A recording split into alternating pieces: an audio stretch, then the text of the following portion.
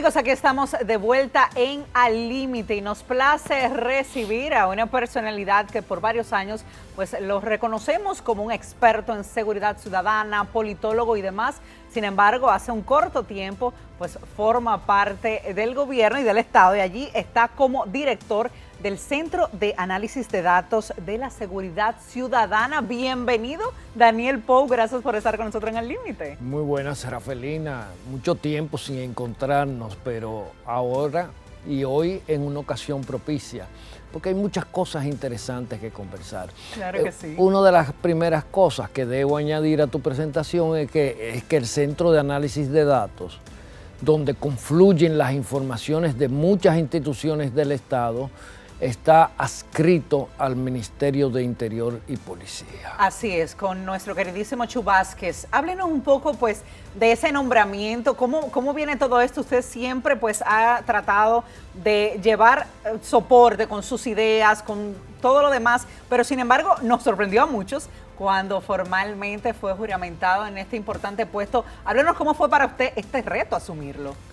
Bueno, mire, señora Bisonó, yo, como siempre, he tenido mis actividades profesionales en el sector privado. Así es. Y a pesar de haber tenido vínculos con otros gobiernos que le brindé asesoría, recomendaciones a través siempre de organismos internacionales, pues esta vez mi acercamiento con el Ministerio de Interior y con una persona a la cual no conocía, el señor ministro Jesús Vázquez, pues se inició con el tema de la reforma de la policía.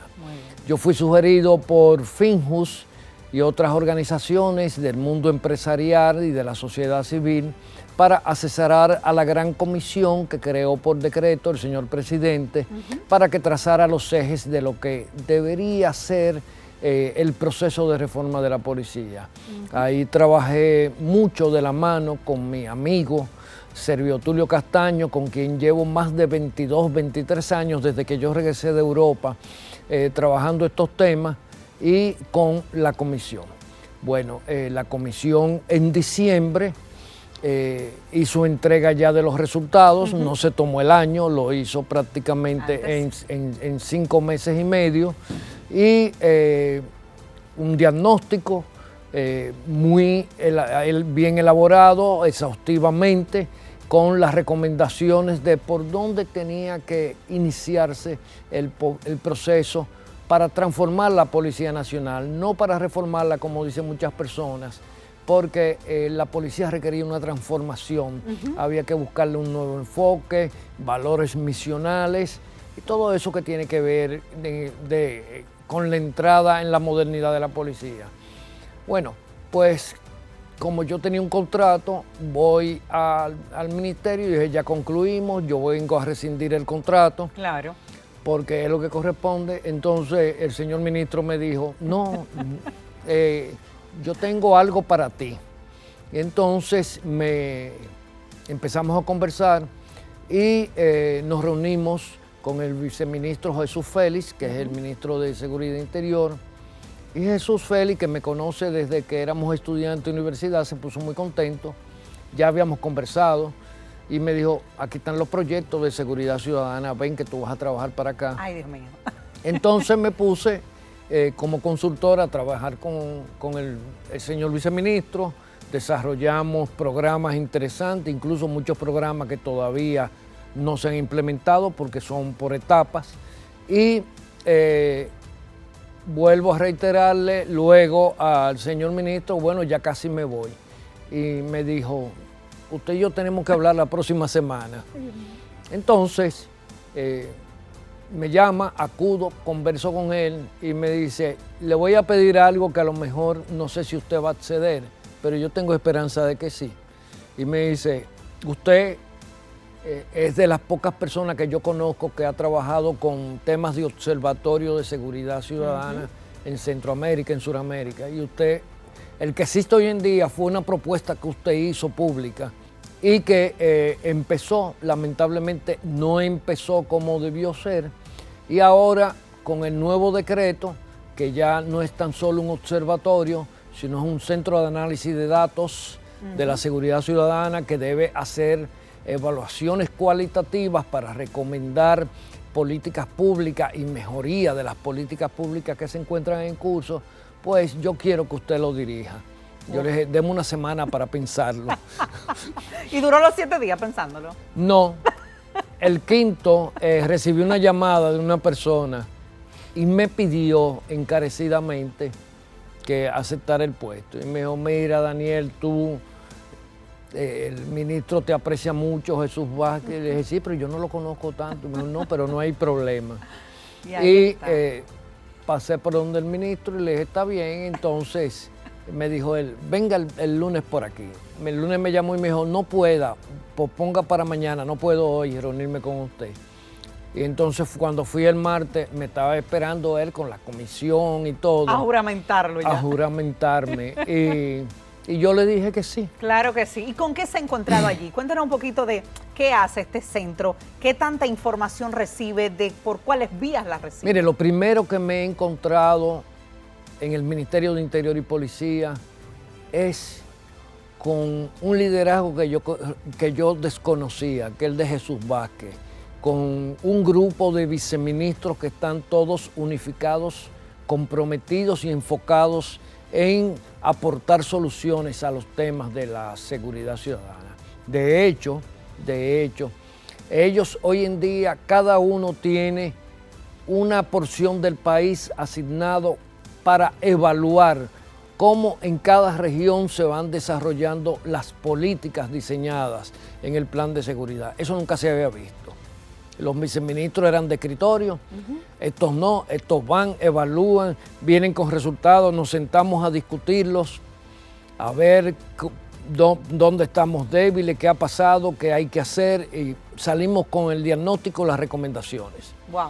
Eso es una labor tenaz. Titánica. Mañana, tarde y noche, yo salgo a la hora que puedo salir. No, y me consta porque he intentado por varias ocasiones hacer esa entrevista y no había sido posible por todas estas situaciones. Sí. Pero cuéntenos un poquito de esta información que recibe el centro, por cuáles vías ustedes, cualquier tipo de situaciones delincuenciales, toda esta situación ilícita, ustedes se van enterando y van pues recopilando esta información. Correcto.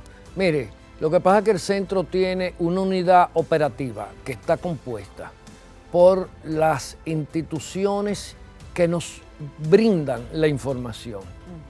Procuraduría General de la República, Policía Nacional, 911. Patología Forense, 911, el Ministerio de la Mujer, que es quien cataloga los homicidios de mujeres que son feminicidios y los que no son feminicidios, el Consejo Nacional de Drogas, la DNCD, en fin, todas esas instancias institucionales que llevan registros oficiales de cada uno de los delitos que se cometen en el país.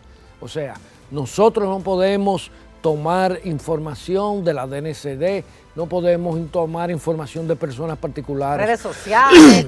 Sí, sí. O sea, nosotros las redes sociales sí las observamos y le damos una lectura.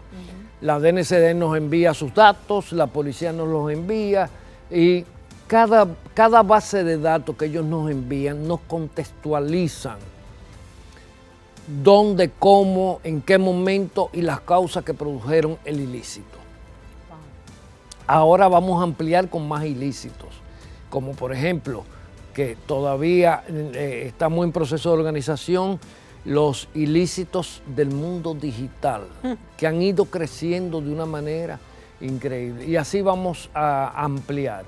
Ahora, ¿qué hacemos nosotros? Nosotros tomamos toda esa data, tenemos instalado programas especiales, cruzamos, vemos dónde estadísticamente, porque es un grupo de estadígrafos, de cartógrafos, porque hay que tener precisión dónde se produce cada hecho, de especialistas en sistemas de software.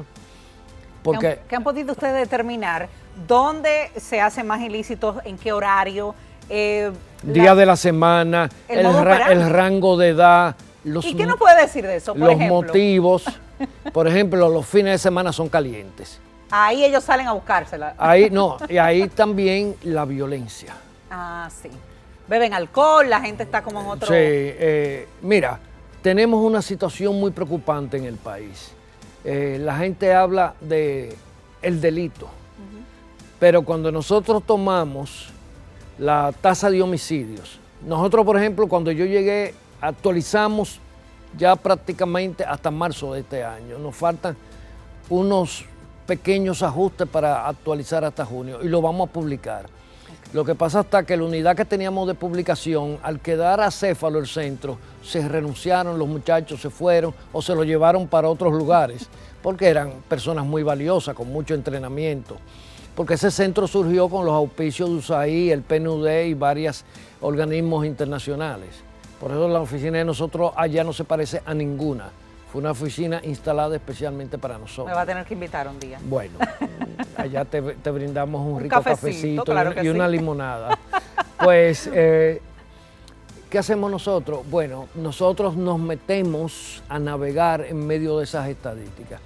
Hay un proceso de control de calidad exhaustivo. Cuando nosotros vemos que muchas muertes en un sitio, entonces nosotros llamamos a las autoridades competentes.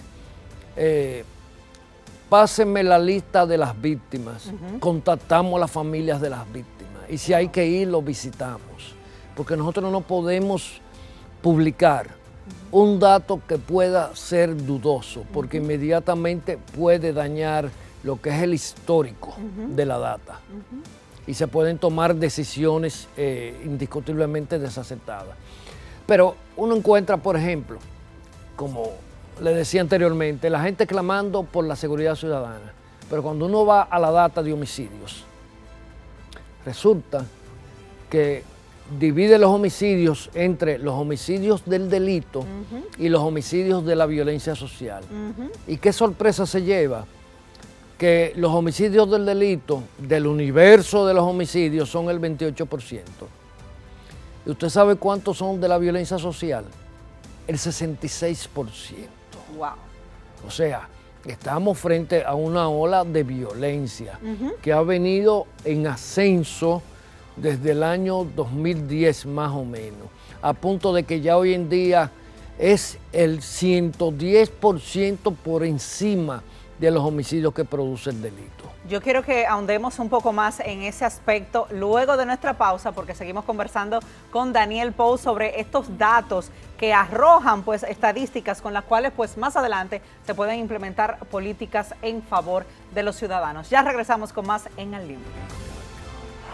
Mucha gente nos dice, pero ustedes no le quitan las armas a los delincuentes, pero nosotros recuperamos armas que pueden pasar en cualquier momento a manos de los delincuentes.